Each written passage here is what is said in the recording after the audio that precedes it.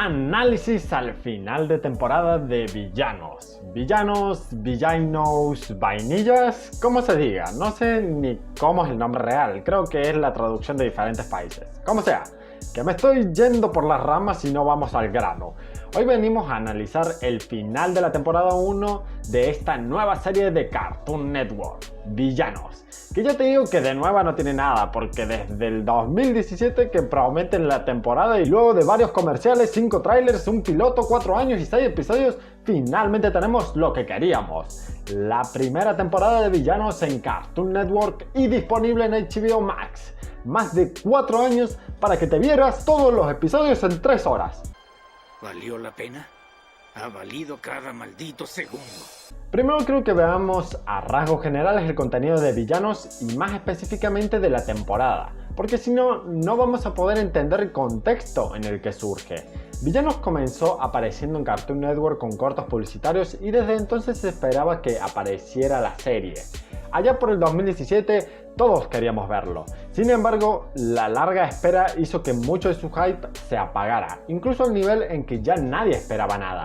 Aparecieron demasiados nuevos proyectos y la luz guía de Cartoon Network, que la volvía el líder de la animación de la década pasada, se fue apagando, haciendo que los fanáticos ya no esperaran nada del canal, más que rogar con que intentaran tomar rumbos diferentes de transmitir jóvenes titanes en acción. Abro paréntesis porque daré una opinión impopular.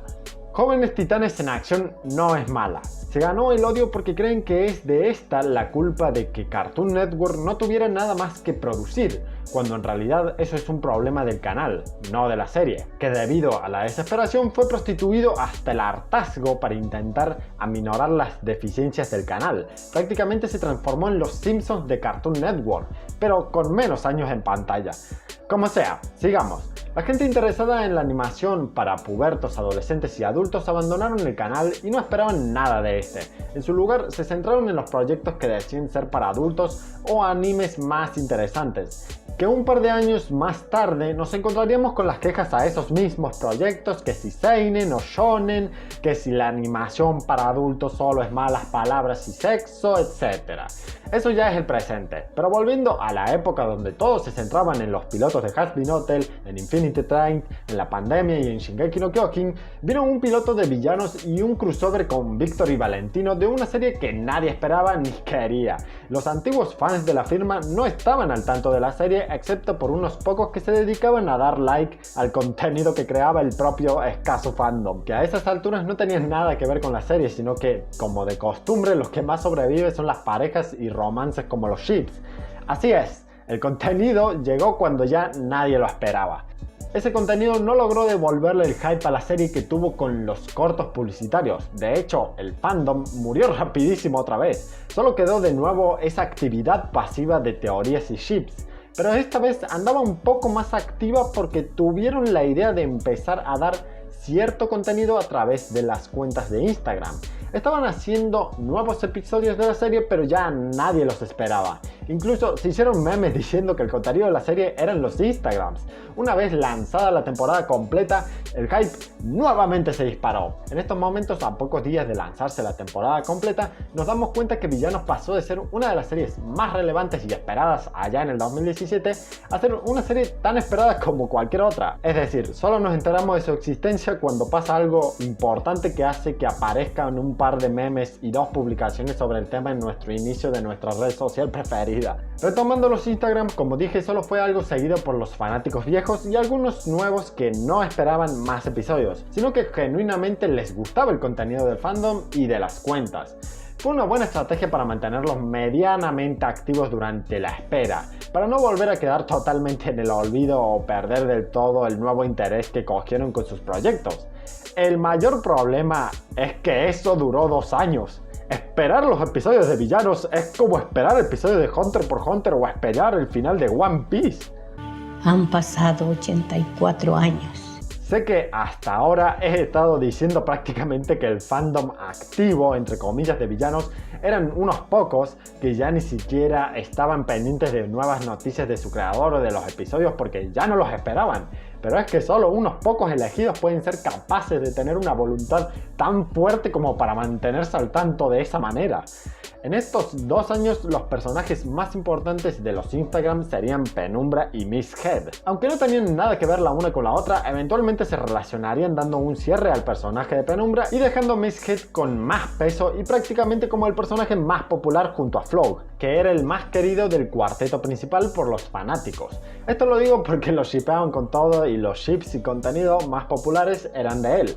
No sé si este comportamiento del fandom influyó en Alan, pero la cosa es que el personaje principal de Villanos, el protagonista de la serie, es Flug.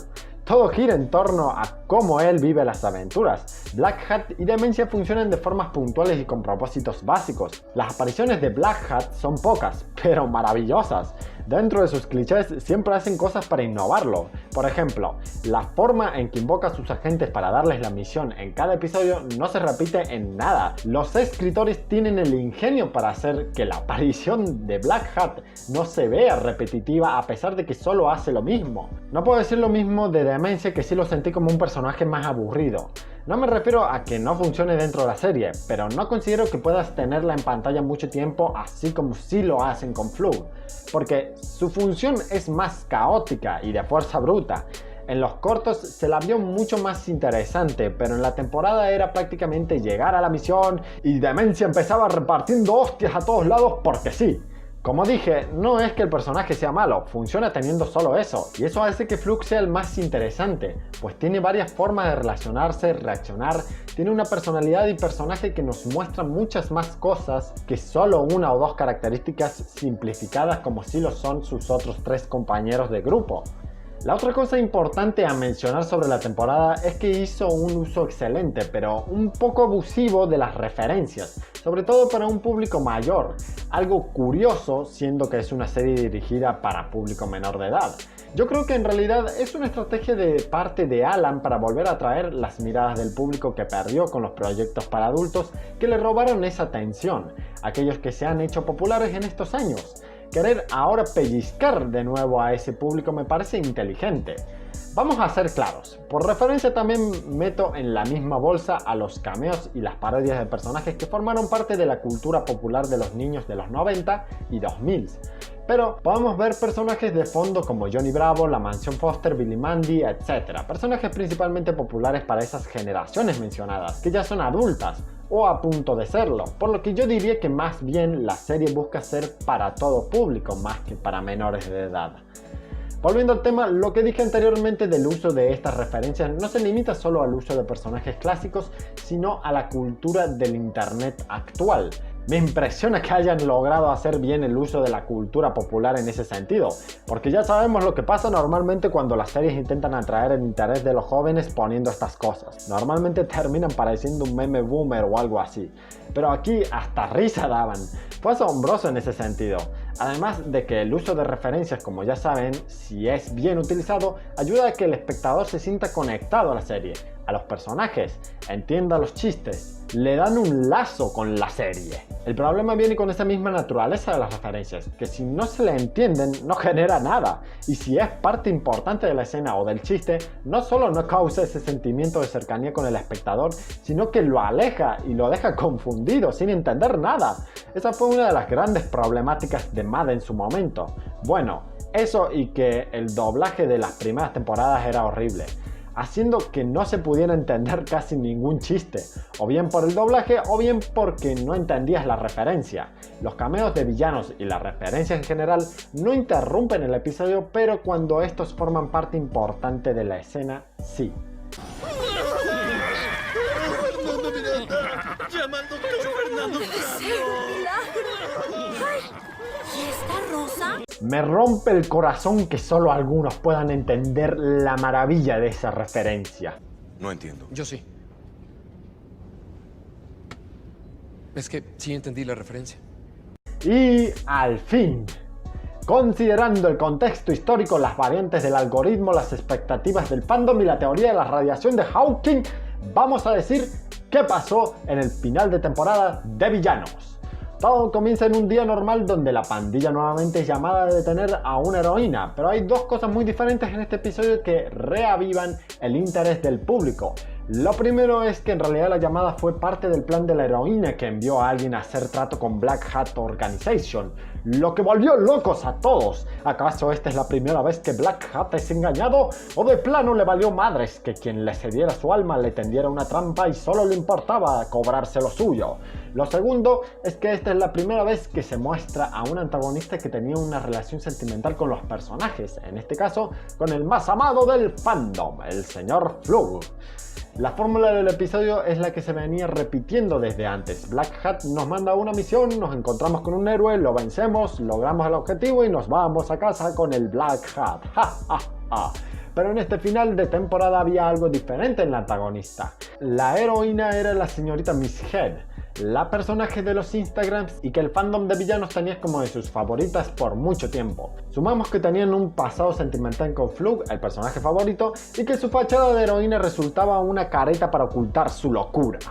Miss Head no era ninguna heroína ni tenía ninguna virtud destacable. Todos sus actos buenos y villanadas hipnotizando a héroes, villanos y una ciudad entera eran un resultado de su falta de amor propio, que no lograba adorarse a sí misma por lo que buscaba el amor de las masas. Necesitaba ser amada porque no sabía cómo amarse, y le añadimos a su trastorno que quería ganarse el amor de un héroe de la que era fanática desde hacía años sin importar a cuántas personas tuviera que lastimar. Lastimosamente, nuestros héroes son acorralados. O debería decir, nuestros villanos. Perdón. Y cuando la fuerza bruta de demencia no alcanza, el Dr. Flug se vuelve loco al ver a la señora que le robó la tesis y suena el opening de anime de fondo. Vemos una de las escenas de acción más épicas de toda la temporada. Así es, chicas, nos dijo el Cartoon Network. En esto redirigimos el dinero de los reboots. Pero lo hipnotizan y lo capturan, así que F por el Dr. Flug. La resolución del conflicto fue algo bastante simple. Para poder vencer a Miss Head, sacan a todos de su hipnosis y todo termina. En fin, tampoco era tan complicado. No sabemos realmente qué pensó Black Hat sobre que le tendieron una trampa, tal vez ni le importó. Es que solo aparece en el episodio para mandar a la pandilla a una misión y para hacer un chiste sobre tecnología. Las únicas dos escenas relevantes luego de la captura de Flug es que se muestra que Miss Head realmente tenía sentimientos amorosos por Flug y la despedida que tiene Flug y Miss Head en la prisión de máxima seguridad. Cuando Miss Head lo pierde todo, entre comillas, porque su todo, digamos, su mundo, su vida, su estabilidad emocional, estaban completamente construidas sobre la aprobación de las masas. Se la ve en una crisis mental absoluta donde obviamente hay que contenerla. Te invito a que a un padre, por ejemplo, lo tengas 15 años criando a su hijo, invirtiendo todo su tiempo, dinero y vida en criarlo y enseñarle, considerando que daría hasta su vida por él y que por X motivos se muera el adolescente. Pues probablemente tengas que contenerlo entre 20 sujetos para evitar que se suicide o algo así. Y años tardarían para que pueda superar tremenda crisis, si es que la supera. Bueno, tomemos más o menos eso, pero con Miss Head. Sé que el ejemplo está totalmente desproporcionado, pero para Miss Head su valor se basaba en eso. Lo dejó todo en conseguir lo que tantos años tardó en construir. Mientras más invertía su vida en ello, más lo reafirmaba. Y repitiendo esto por años, tienes una estructura mental que la llevaron a volverse completamente loca cuando perdió lo que sustentaba toda esta estructura. Luego del episodio hubo un fanático que preguntó si volverían a utilizar al personaje para darle más participación, pero le respondieron que el episodio era el cierre del personaje. Las cuentas de Instagram y los datos de las redes sociales eran su arco, y el cierre lo dieron con un capítulo muy dramático donde un personaje amado y odiado por igual terminó sumido en la locura y dando pie a la presentación del que al parecer va a ser el siguiente gran antagonista, el héroe del que es fanática Miss Head, Goldheart. Lo que me parece más significativo en la conversación final entre Flug y Miss Head es que para dirigirse entre sí utilizan sus nombres reales, siendo el del Dr. Flug, Kenny, y el de Miss Head, Cecilia. Para mí, esto demuestra que su relación y en el punto en el que estaban ya no mostraban sus identidades de héroes, villanos o lo que quiera que fueran, sino que se conectaban con su lado más personal, más profundo.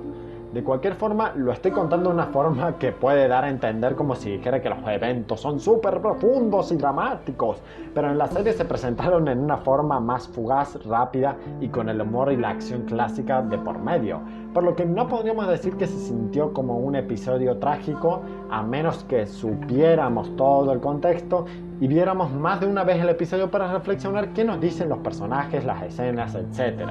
Pero consumiéndolo como fue diseñado, el episodio puede ser entendido más bien como algo emocionante por tratarse de un antagonista importante, difícil de vencer y por la ruptura de la caracterización de los personajes. Ya habiendo resumido y destacado las características importantes del final de temporada, me gustaría hablar del punto que mencioné antes, la ruptura de la caracterización de los personajes. En un inicio mencioné que con Demencia no se hacía más de lo que el personaje estaba destinado porque su caracterización era muy fuerte, es decir, tenía pocas características y esas representaban toda su personalidad. Admito que no es mi personaje favorito y puede que abordase de esta manera la serie, por lo que me parecía aburrida su participación ya para el quinto episodio, aunque debo decir que es en el quinto y en el sexto episodio, el final de la temporada, donde sale de su rol un poco, porque en ambas la fuerza bruta y la impulsibilidad que trae encima se pierden, pues no puede avanzar a través de ellas como suele hacerlo. De hecho, me gustó mucho porque intenta ser un poco más astuta, aunque no pierde la impulsividad, y 505 estuvo ahí para apoyar en ese sentido y evitar que repitiera el mismo error del principio. Me gustó que mostraron un poco su relación con Flug, además de ella insultándolo o golpeándolo. Vimos una Demencia que mostró leves signos de aprecio a Flug. Se encontró muy sorprendida de la sublevación del mismo cuando la enfrentó, y cuando la golpeó hasta parece que se ofendió y le tocó el corazón, porque hasta se le vieron unas lágrimas por ahí, aunque admito que esto es medio rebuscado porque también podemos interpretar que las lágrimas fueron por el golpe que le dio, y no porque sentimentalmente le fue inesperado que el nerd la golpeara. La otra ruptura importante me pareció que se dio con el Dr. Flug, porque hasta el momento su característica usualmente repetida y la que lo representaba dentro del equipo era la cobardía y una mente fría y calculadora. En este caso vimos un arranque de ira con impulsividad al ver que se trataba de Miss Head. Así que podemos decir que se trató de un episodio que exprimió la creatividad, la animación y el talento del estudio. También podemos decir que Miss Head tuvo su desarrollo y ruptura con todo lo que pasó por este episodio. Pero es que a Miss Head la dejé para este punto del video porque hay dos formas de interpretarla. Como alguien que seguía el contenido del fandom y como alguien que vio la serie simplemente. Debemos aceptar que, aunque seas fan de la franquicia, no todos seguían los Instagrams. Incluso dentro del fandom era así.